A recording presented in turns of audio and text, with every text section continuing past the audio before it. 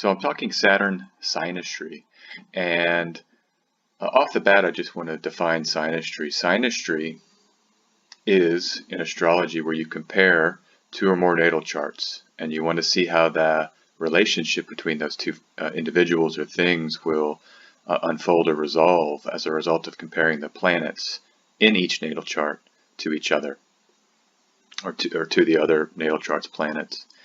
And so traditionally, when we look at synastry, especially between people and love relationships, we're looking at the sun and the moon. They're given great importance. You know, the two lights of the sky, the things that we see, the largest objects that we witness. The idea of luminaries or a sect light, especially in ancient astrology, and it's either the sun or the moon that becomes the sect light of the native. And so it makes sense that these are the two prime planetary objects that we would examine. Astrologers also look to sign-based seeing, quote unquote seeing between planets, and this is when a planet can witness other planets, or like I said, see these other planets, allowing them to communicate and interact. And this is not audio on aspect theory, but just know when there's an affinity between signs, planets are then able to basically talk to each other, and we look for that synastry. All right. Carl Jung also discussed this sun-moon synastry, and it goes all the way back to Ptolemy. Here's a quote from the Young on Astrology book that was edited by Saffron Rossi and Karen Lagrice. This is way in the back in a footnote. Generally speaking, their life together will be long and constant when in the horoscope of both partners, the luminaries, sun and moon, are harmoniously constellated. Ptolemy regards the conjunction of a masculine moon with a feminine sun as particularly favorable for marriage. Jerome Cardon, that's some commentary from one of his books. And so, yeah, this is an ancient process of examining, like I said, the synastry. You pick an object in one person's horoscope and you compare it to an object in another.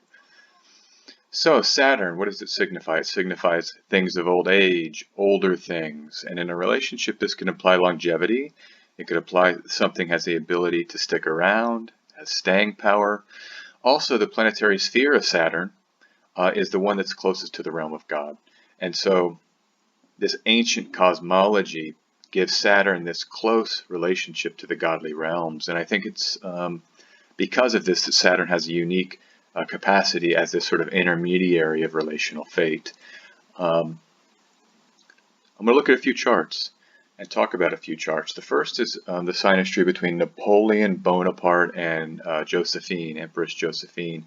They both had Saturns in nocturnal signs, witnessing each other via sextile. And so she was a little older than him, but her Saturn in Taurus witnessed his Saturn in Cancer. So they're both of the same sect, the nocturnal sect. Also, his moon saw her sun via opposition, so they had this cardinal mode affinity. But her moon and his sun also had a trine, a fire element affinity. So they had a lot of connection between these important planetary points, and particularly their Saturns, because his Saturn in Cancer was 3 degrees from her Mercury in Cancer. And her Saturn in Taurus made a very tight square within 1 degree of his Mercury in Leo. And we see stories even into this day. This is from 2015. His letters to her were some of the most romantic letters of all time. It's acknowledged. And so this Mercury-Saturn synastry relationship we can see manifesting in the letters, being some of the things that they're most well known for today in their love. The next chart I'd like to bring in is the synastry between Richard Burton and Elizabeth Taylor, one of the most famous couples of the 20th century, both thespians. Their Saturns witnessed each other via square, so they had the fixed sign affinity.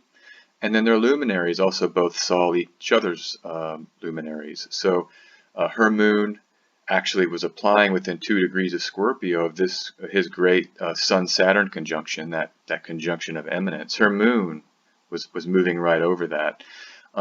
The other thing, of course, his moon was opposite her sun, quite close in this mutable Pisces Virgo axis. The thing about their relationship, and maybe the Saturn square, like other squares, could signify something that's tense, and their relationship is known to be tumultuous. They're both alcoholics. They divorced twice and then married twice. And you see that Saturn square, the Sun-Moon opposition. Maybe this is partially what can explain this intensity, but also this tension, and also that when he died, rather, she still loved him. That her moon conjoined his Saturn, and the Saturn being death, her moon being the emotion. So she still felt this great love for him even up until the end. And we can see some other couples. You've got Elizabeth Barrett Browning, Robert Browning. They had a Jupiter-Saturn conjunction in Capricorn. Her Jupiter, his Saturn, and both Saturns are in cardinal signs. So they have this seeing. This isn't a comprehensive survey or a statistical analysis. It's an invitation to explore Saturn synastry in your own practice. I found it useful in my own biography, looking at my, the special ladies in my life. So just check it out. Look at it in your own chart and in the chart of your relationships, and you might find something useful for you. And to close this audio, I'd like to have a cartomancy pull. This is the Discord card, 5 of Spades, Venus in Aquarius, and it's appropriate because this audio segment is about love as it relates to Saturn, and clearly Venus, the planet of love, being in Aquarius, it can pose difficulties for Venus. Like I say here, I have Discord. Venus is the planet of connection, relational connection, touching, closeness, and Saturn can imply isolation, separation. It can imply, coldness in relationship. And so I think that the challenge of the Venus in Aquarius model is to find kind of love without that other person, potentially. So it may be a self-love, love through thinking as opposed to bodily love, Aquarius being the air element fixed sign. And so how can we sort of imagine love or imagine the pleasure of love while we're still being isolated? I think this is apropos given the state of quarantine that a lot of us have found ourselves in, or the state of lockdown, however you want to describe that. All right, remember you can always book a donation-based astrology reading with me, sjanderson144.com. I love reading. I hope I get a chance to read for you. So just navigate over to my website. You can easily book a reading there, and you can contact me on Twitter and Instagram at sjanderson144.